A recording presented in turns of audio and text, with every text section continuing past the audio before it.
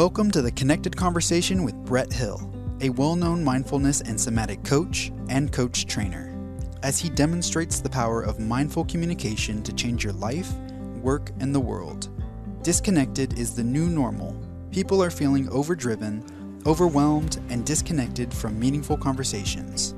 But it doesn't have to be that way. Step into a life that works for you. Flourish and give voice to your natural creativity and purpose as you learn how to connect deeply and authentically with yourself, others, and the world. The Connected Conversation with Brett Hill starts now. Hello and welcome to this edition of the Connected Conversation podcast. I'm your host, Brett Hill.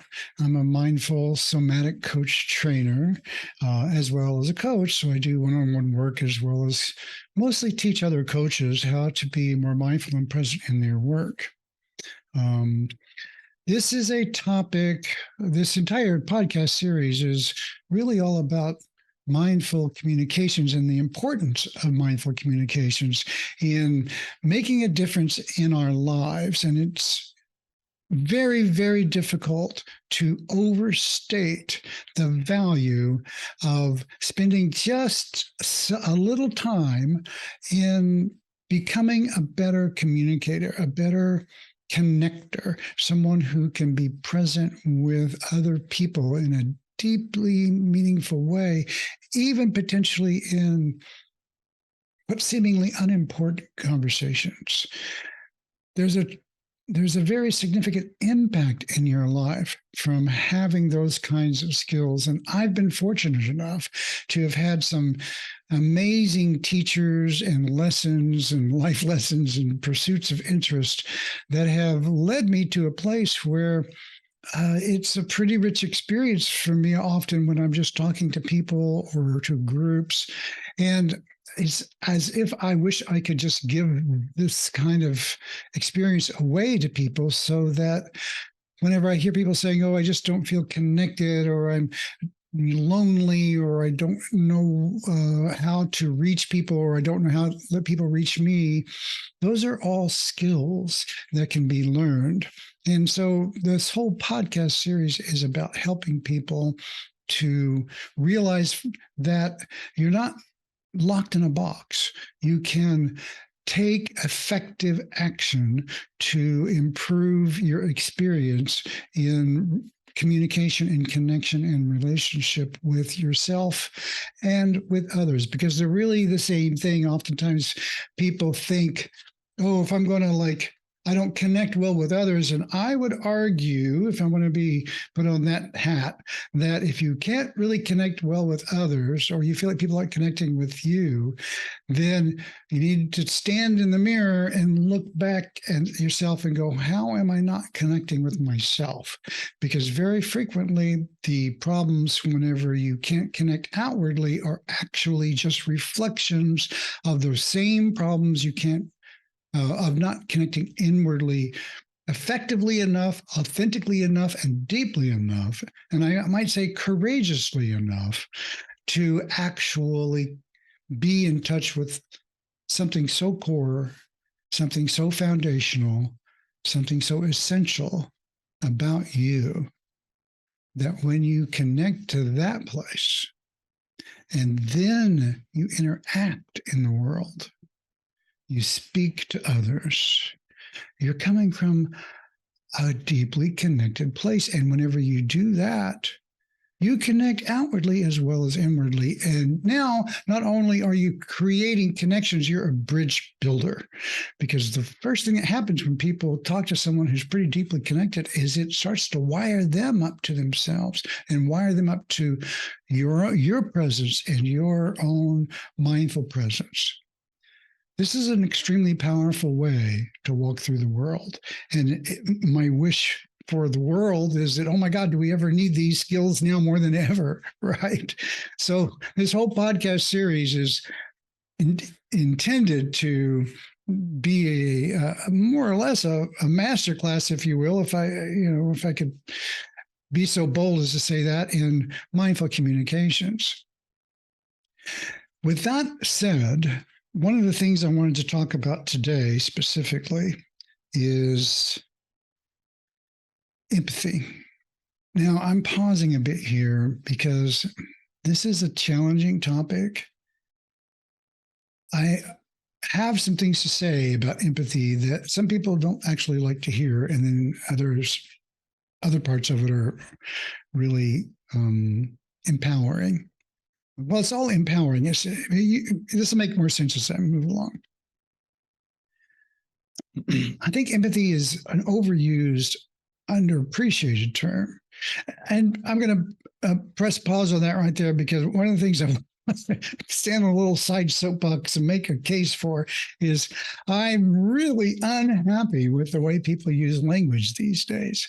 It's like people pick a word like empathy or trauma or, who knows, so many kinds of words, and they just throw them all over the place like they apply to everything all the time, and they don't. And so, and I think the difficulty with that is it diffuses the authority of those words, the power of those words to actually describe specific kinds of things. And so this is me not wanting to be right, but wanting to be correct. And it kind of irks me whenever I hear people casually throwing words around in situations where they don't belong.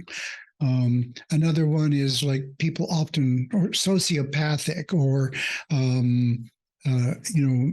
what's another one I want to say? Narcissistic. I hear those words a lot, and they're very specific meanings. It doesn't mean someone who's conceited. Narcissism is a specific set of neurological characteristics and traits that doesn't describe someone who's mostly looking out for their self-interest. A narcissist will be doing that, but that doesn't mean that if you are doing that, you're a narcissist. And so I'm going to, come back off my soapbox for a minute and just end with, please use words accurately. It makes life much easier and makes you a better, more powerful communicator. Pause, transition, coming back to empathy. Now, what I'm going to do right now is I'm going to take a breath, and maybe you can do this along with me if you're in a place to, and I'm going to connect to my own sense of feelings and what's going on with me. And this is like a precursor to empathy. I'm going to connect to my own thoughts, feelings, sensations. So what I'm doing is basically, simply, straight up, a mindfulness practice. Taking a breath, noticing the tension in my body, the excitement in my nervous system as I'm wanting to deliver this message to people and do it well and clearly and focused. And as I take a breath, I begin to deepen and relax. And I notice that relaxing in my shoulders, in my chest. And now I'm going to very on purpose connect to what I call my heart. And this is, the feeling center. And for me, and this isn't true for everybody, but for me, my heart there's a sense of my heart, and it actually is around my chest, which is kind of strange. But they talk about feeling your heart. Well, I actually can feel, and I don't know how to describe it, but sort of I don't want to call it energy like electricity, but it's just sort of, you've seen the pictures of like E.T. with the glowing heart, that kind of thing. It actually feels like that to me.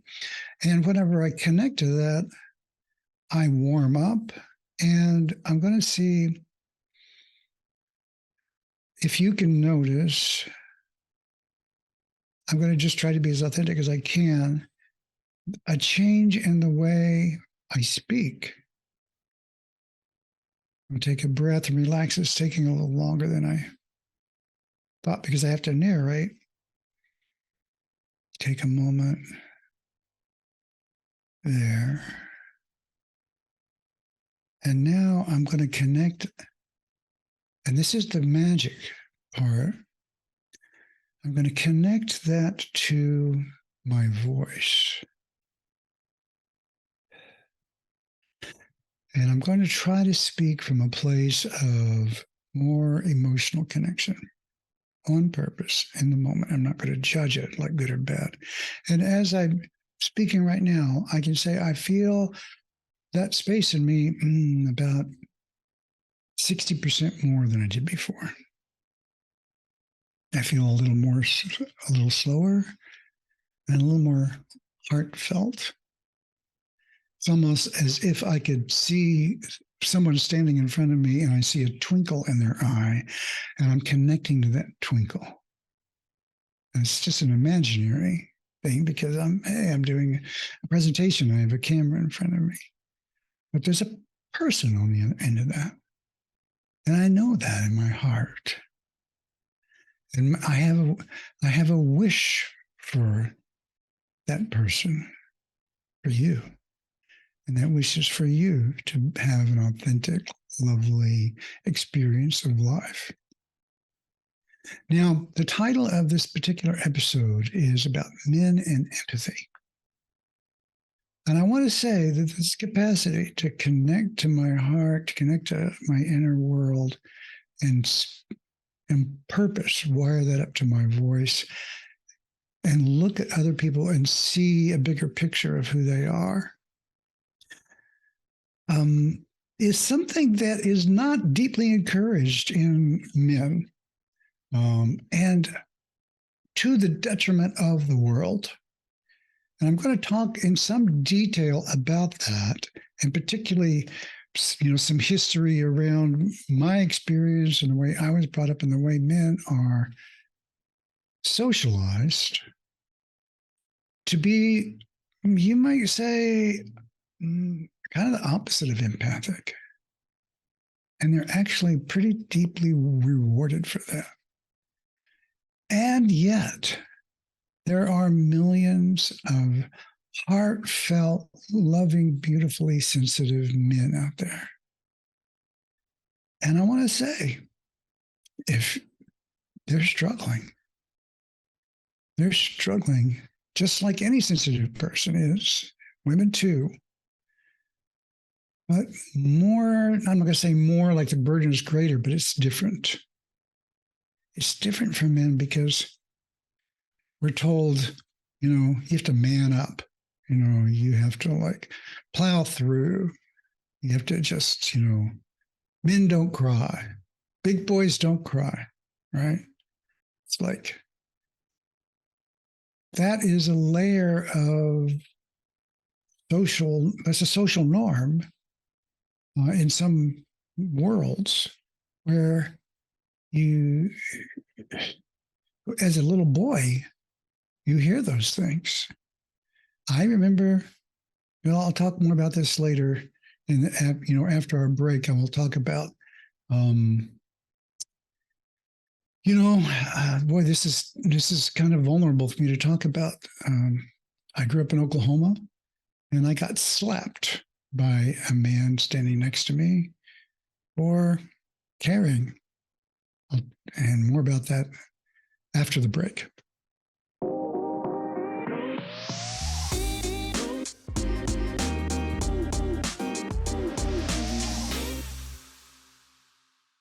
Hello and welcome back to The Connected Conversation. I'm your host, Brett Hill. And today we're talking about a difficult topic. And it has to do with empathy and specifically around men and empathy.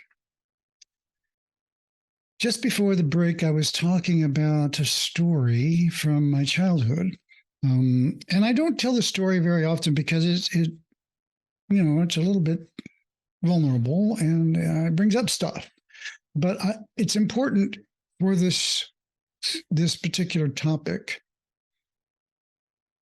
as it makes very clear the point I was trying to make about men, the way that we're conditioned. Now, here I am, an older guy after has been through a lot of training, and I help people learn to speak their somatic truth about who they are into the world and stand in that truth and be courageous about exploring kind of the strength of their shadow, if you will.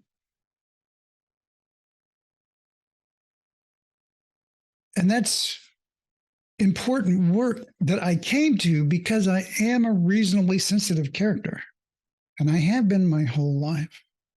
Now, I grew up in Oklahoma and I was a young boy a long time ago, in the 60s, basically.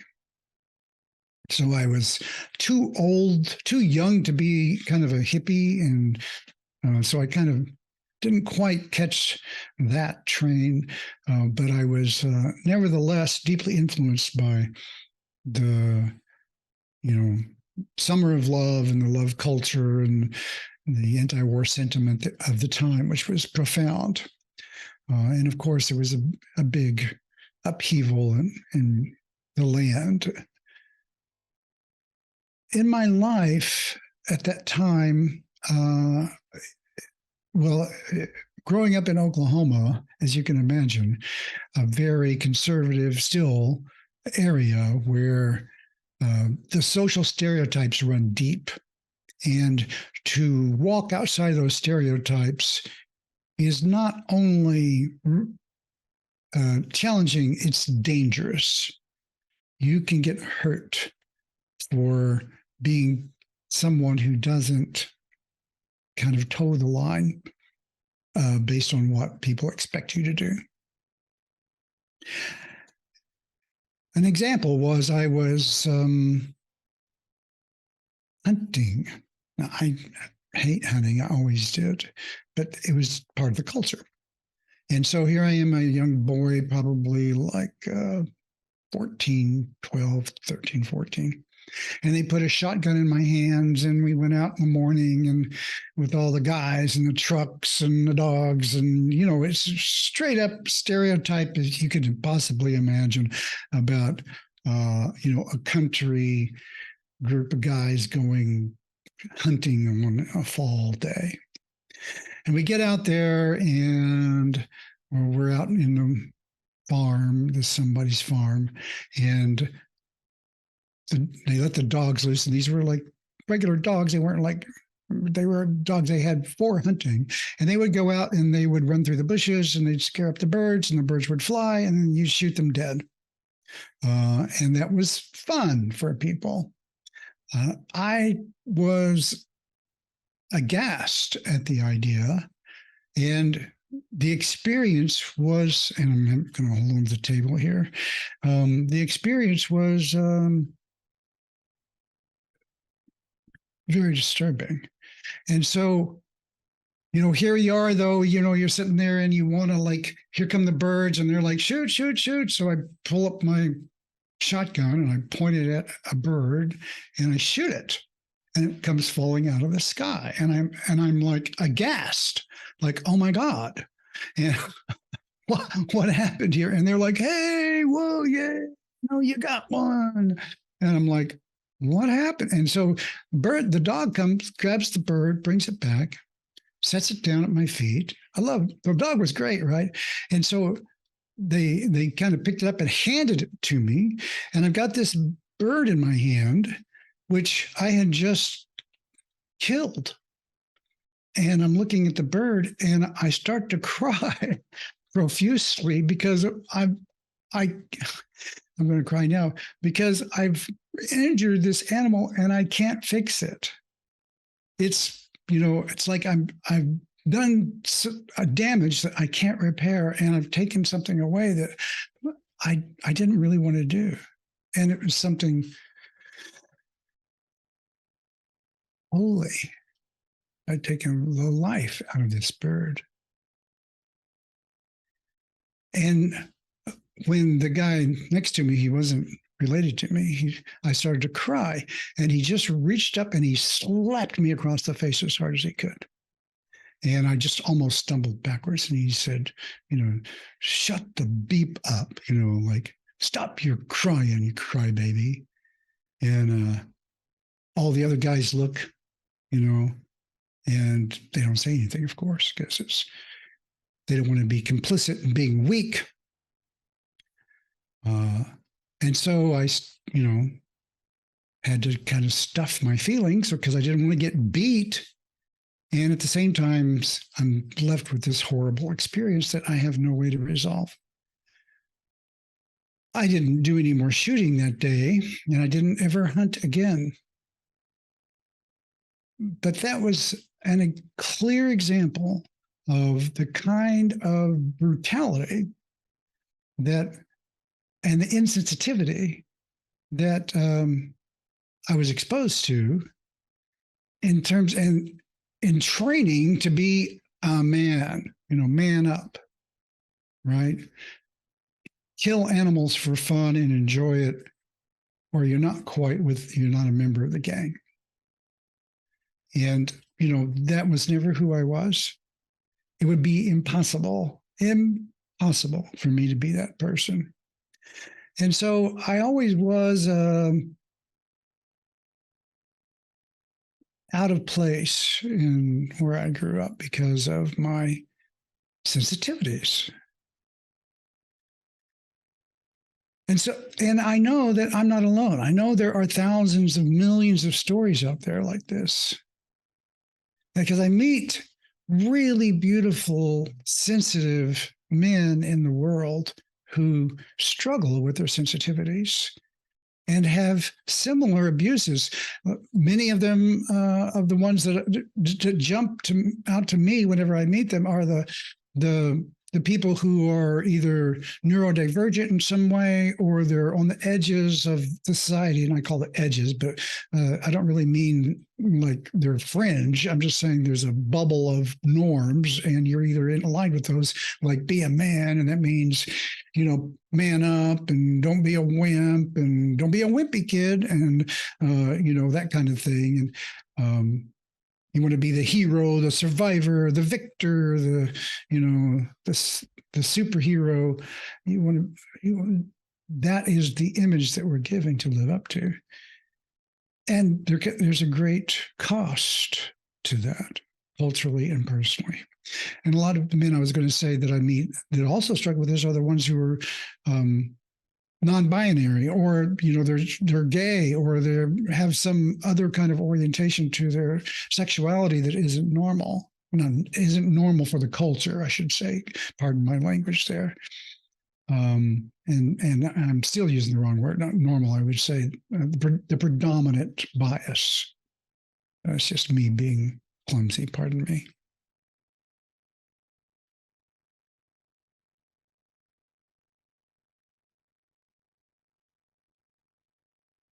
These people, all these men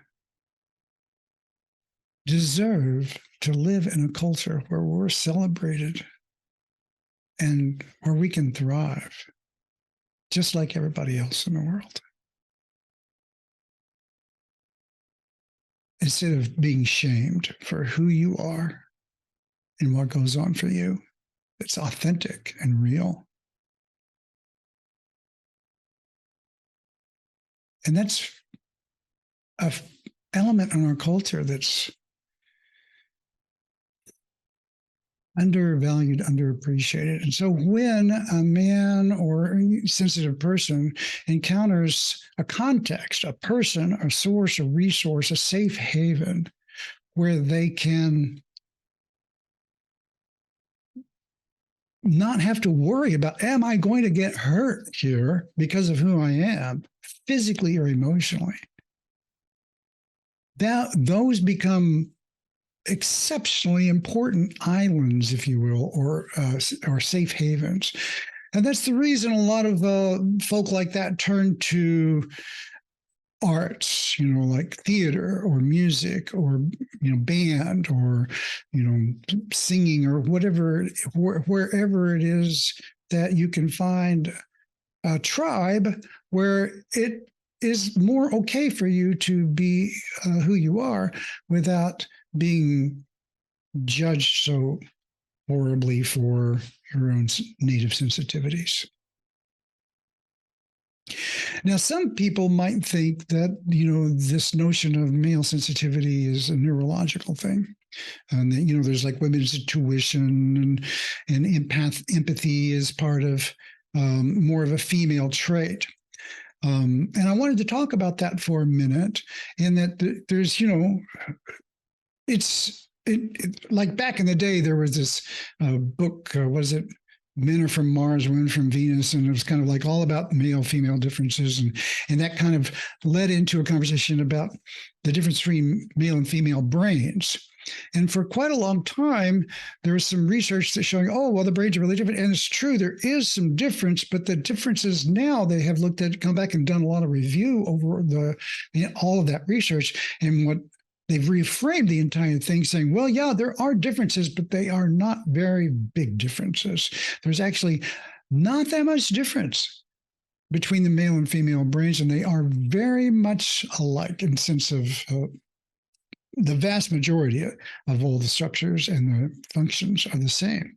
There is some difference in size.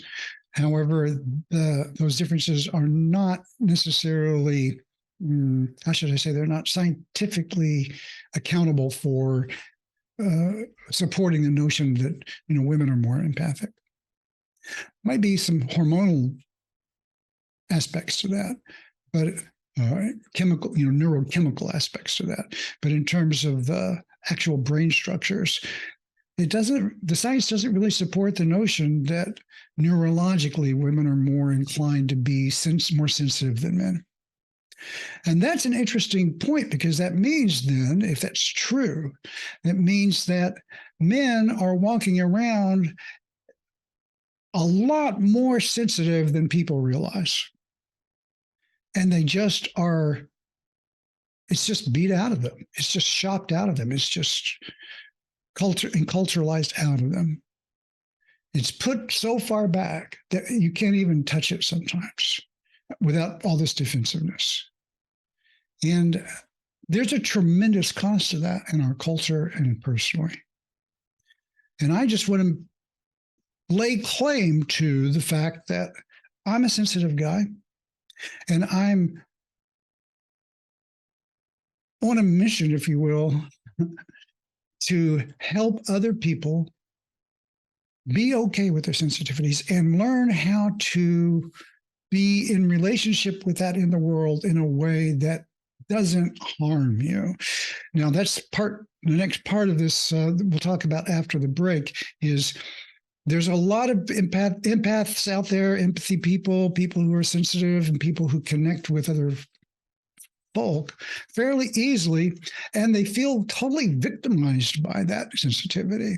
And they're walking around going, oh, I can't stand it that I'm so sensitive. And there's some truth to that. And then there is another side to that I want to talk about. That's how empathy is sometimes a way to kind of, how should I say, inhabit your shadow rather than celebrate your connection. And we'll talk about the difference between those two things when we come back after the break.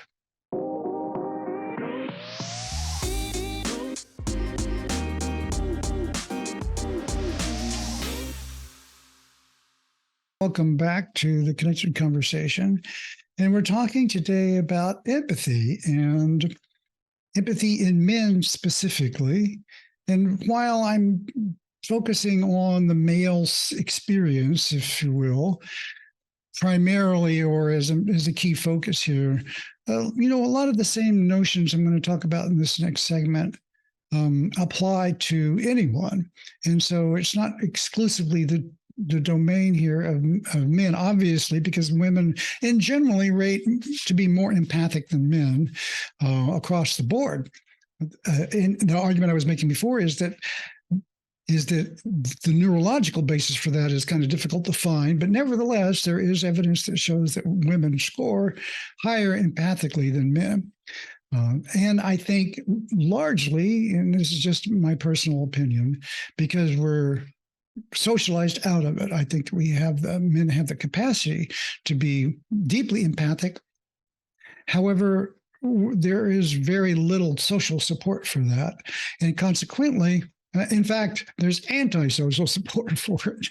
That, you're encouraged to be kind of cruel, actually, to put it bluntly. Men are actually who are mean and sort of over assertive often are deeply rewarded in this country for their aggressive, go get them, get her done sort of,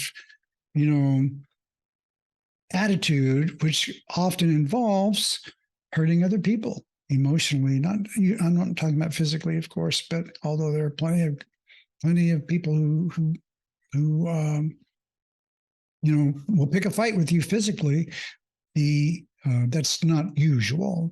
But even so, I wanted to say that there's the old saying, sticks and stones may break my bones, but words will never hurt me, is simply untrue.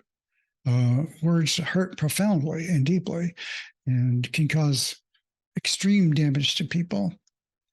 So I want to put in a little side note here, like I sometimes do when I'm talking, because I mentioned earlier, my other side note was about the use of words and using them in ways that where we're a little more careful about the words that we use, and for precision's sake, so that we're not just throwing around a phrase, so that every time we see somebody who's unhappy, we say, "Oh, that's trauma," or you think you're depressed, and you go, "Oh, that's trauma," so that trauma becomes a label for every single negative thing that ever happened to anybody, which devalues the entire meaning of trauma. It's almost like if you said, "Oh, every person, if you get sick, someone's got appendicitis," and so someone gets a flu, and say, "Oh, they've got appendicitis." Pretty soon you lose the meaning of what does it mean. It's a very specific kind of illness. Trauma is the same way. Now, what I'm doing here is I'm trying to make a case for the careful use of words. And as I said, words can hurt. Words can hurt deeply. And what does that? That means that there's power in language. And what I don't see is a respect for that in the general population. That there's a tremendous capacity in the words that we use to either injure or heal. So how much of our inner world is around, are these healing words? Are these hurting words? How much do you take responsibility for that power which you have? If I said to you, I'm going to do a podcast on this topic. If I said to you, imagine every word costs $100, you'd be a lot more judicious about the words that you use. But we have an unlimited supply of words, so we don't meter them out. Imagine every word you spoke, you thought of as a seed. What kind of seeds do you plant? Every single one. And if you were just mindless about it, pretty soon you've got stuff planted all over the place, and some of it's pretty great and some of it's pretty bad. But it's unconsciously created. You've just got stuff everywhere. Whatever comes to your mind, you just spew it out. And consequently, the stuff that you're inspiring to grow in the world is not intentional. And I'm going to invite you to be intentional about it, to consider that there's tremendous potential power in your words. Now, if I'm just talking about what I'm going to have for breakfast, that's one thing. But when you're speaking to other people,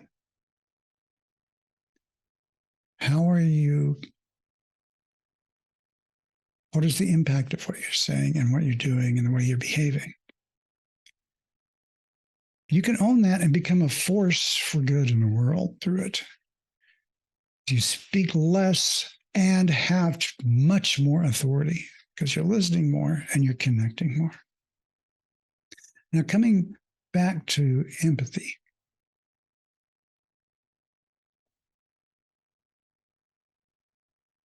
With male empathy in particular,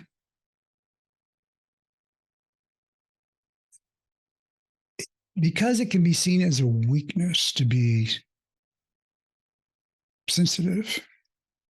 A lot of men hide their sensitivity.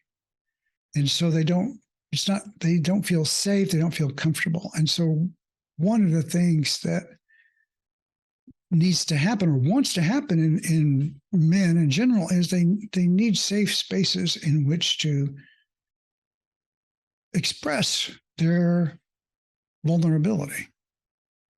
And those spaces are kind of hard to find. Now they'll find them you can find them in relationships with the right, caring others, and sometimes in friendships. But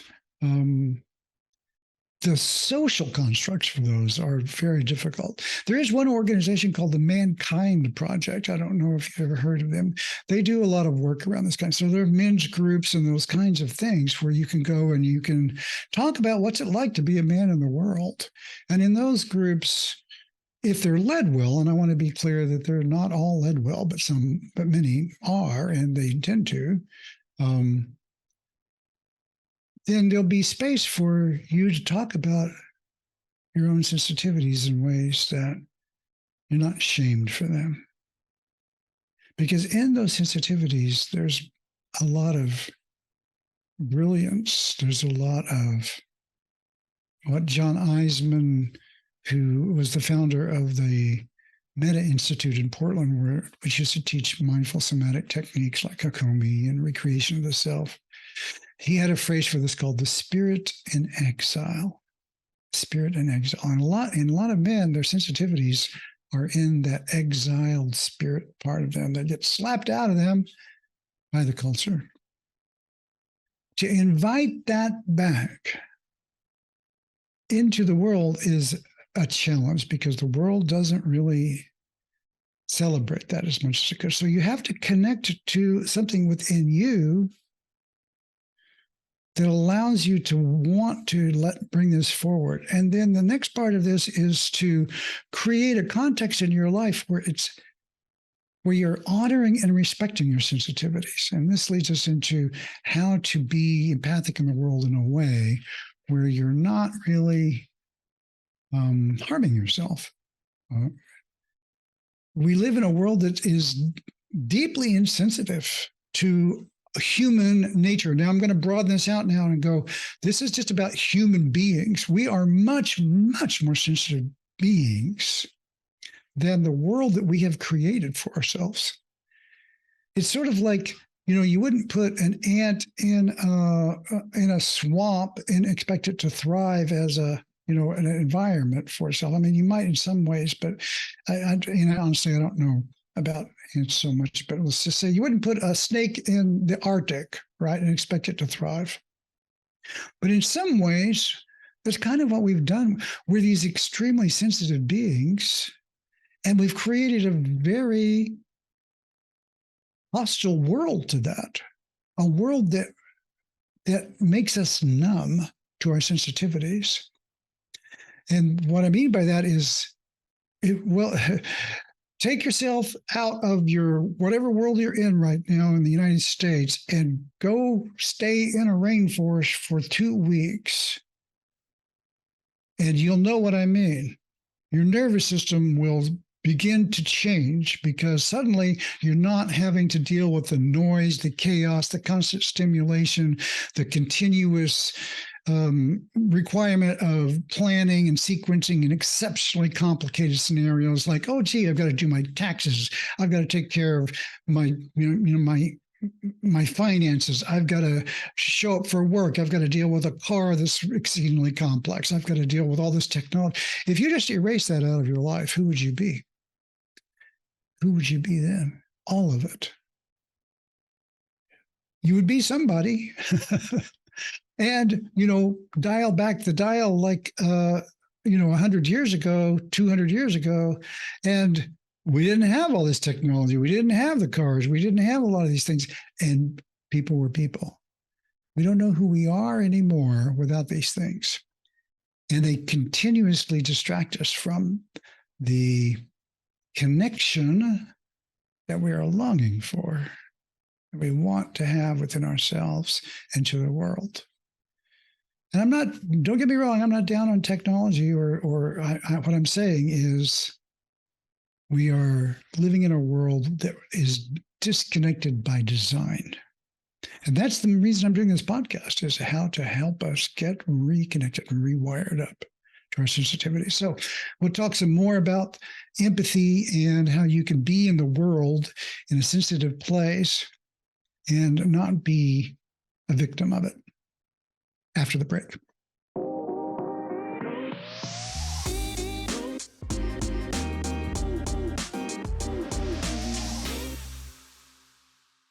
Hello, and welcome back to the Connected Conversation.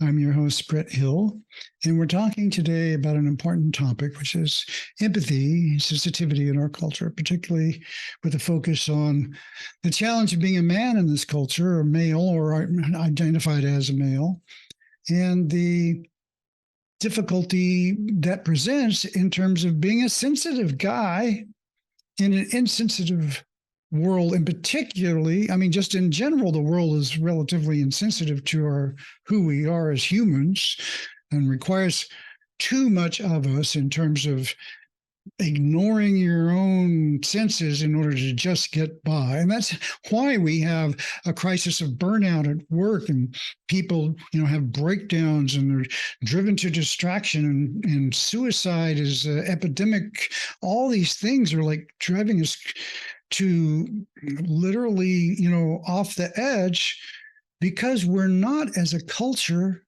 embracing the kinds of values, behaviors, and creating environments where we can thrive. Instead, it's destroying us. The world we've built is literally destroying us. Now, there is an answer to this, but it requires that you not rely on the culture to solve your problems or to engage. And if you follow what the culture would have you do, you're going to wind up, kind of unhappy, because what the sleight of hand is that if you have the right kinds of things, if you have enough money in the bank, if you have the right car, if you have the right bling, if you wear the right outfit, you get the right scent on your body, if you have those things, that you'll be cool enough, attractive enough, powerful enough to be happy. And the truth is, none of those things will make you happy. Now, not having them can cause problems. If literally, if you don't have a place to live, you got a problem. However, is it necessary to have any of that and be content, happy, whole in the moment, and to be in rapport with the amazing amount of beauty that's around us everywhere all the time? Answer to that is no. Is unnecessary. You can choose to be connected to something that's beyond the conditioned world. And that's your nature, who you truly are as a manifestation of life itself, is not about the conditions of your life. Now, I'm not in any way trying to diminish the suffering or the challenges that come into our lives. Profound they are.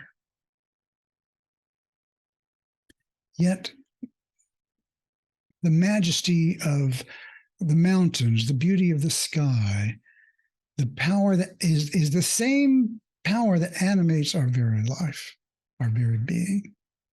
And when you connect to those things and you feel the awe of being connected to the mystery of a deeper presence that manifests everywhere all the time, when you connect to that and you walk through your life in that way, then when you speak to somebody, you feel deeply connected, even though you don't necessarily even know who they are. You don't know the details of their life, but the fact that they're standing right in front of you and you're experiencing them and you're having a deeply connected experience with this moment, and they're in your moment, you're connected. We are all insanely connected. So it's really important to develop a capacity to relax enough about all the conditions and the inner inner naysayers, your own inner world that says, well, no, you can't have that. And no, you can't do that. And just let yourself be. And you begin that through a practice of mindfulness. That's why I teach mindfulness to not directly like, here's how to be mindful, like the John Kabat-Zinn approach, which is fabulous and people should do it, mindfulness-based stress reduction, but a more relational approach, a more connected approach, connect to your experience, to your life. When you begin to do that, you begin to develop a capacity to connect to people in a way where you don't take on their stuff because you connected. Now, there's this thing they call empathy neurons, mirror neurons. And it's a part of your neurology, so that whenever you connect, when you see someone who's jangling you, let's say someone's angry, that activates your mirror neurons, and you start to feel a sense of that in yourself. Now, a lot of empathic people walk around going, oh, I'm so worn out by my experience of other people. Like they walk away going, I'm a jangled mess after that. And that can happen whenever you are, you reverberate so much to your experience of others that it shakes you, that you don't know, you kind of lose your connection to your core, to who you are. When you're a healthy empath, I'm going to call that an unhealthy relationship to empathy, because frequently a lot of empaths are empaths because they've learned that they have to be sensitive and over alert to other people's moods and expressions in order to be safe. So often people develop empathic capacity as a defense mechanism for being in an unsafe world. An example of that might be, let's say you're a young girl or a young boy and your mother or your father is very unpredictable. And sometimes they're in a great mood and everything is fine, and sometimes they're not. And sometimes you could be even physically in danger for either abuse or emotional abuse. So it becomes super important that you're tuned in to exactly what's going on with them, so that you know, is it okay? So you're like, am I okay? Are they okay? Are they okay? What kind of vibe are they turning? And if you spend your developing years learning to read other people's emotions because it matters to your safety, then as an adult, you're walking around reading. Am I safe? Am I safe? Am I safe? And somebody starts to blow up and suddenly you're not safe anymore. That's a relationship to your sensitivities it's a legit sensitivity, but it's overdeveloped in a specific way because you're trying to keep yourself safe in the world that isn't or wasn't. That's a whole nother problem besides just straight up how to be empathic in the world. I mean, it involves that. When you really work that piece and you realize, I don't need to be defended like that anymore, then you realize what you have to defend against is overstimulation. And you begin to curate, you take ownership of curating your experience in a way that honors your sensitivities. You curate your experience in a way that honors your sensitivities. That is exceptionally, profoundly empowering for an empath, because then you are owning who you really are. And you're saying, I am a sensitive person. And that means I cannot be in the world the way other people are. And if I try, it's going to hurt me and it's going to hurt other people too, probably. And so, men in particular, finding a way to be courageous about your sensitivities. It's kind of right. It's like, be a hero about your sensitivity, right? It's like, but in a very, very gentle, supportive, accepting, non-judgmental way.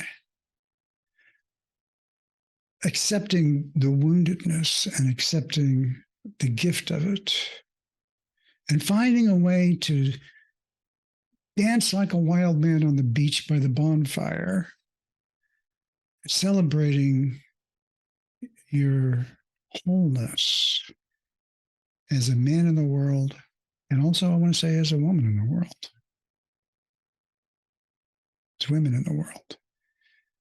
And in that way, we can celebrate each other and we can be connected to each other in a way where we create a world where we can all thrive and honor our very natures. And the path to that, if you don't even know where to begin, mindfulness. Start a mindfulness. You can go to my website, bretthill.coach, or actually, let's say themindfulcoach.com, themindfulcoach.com. If you don't know how to begin, go to themindfulcoach.com and look up how to begin a mindfulness practice. Or you can write me, brett@themindfulcoach.com. I'll help. So thank you for listening. Hope you've enjoyed this episode. If you have, follow the show and leave a comment. That's really helpful to get the word out. This is Brett with The Connected Conversation saying, we'll see you soon. Thank you for joining us today on The Connected Conversation with Brett Hill on TransformationTalkRadio.com. Tune in next time to experience the power of mindful communication to bring deeper meaning to your life, work, and the world. Brett is here to help you step into a life that works for you, to help you flourish and give voice to your natural creativity and purpose.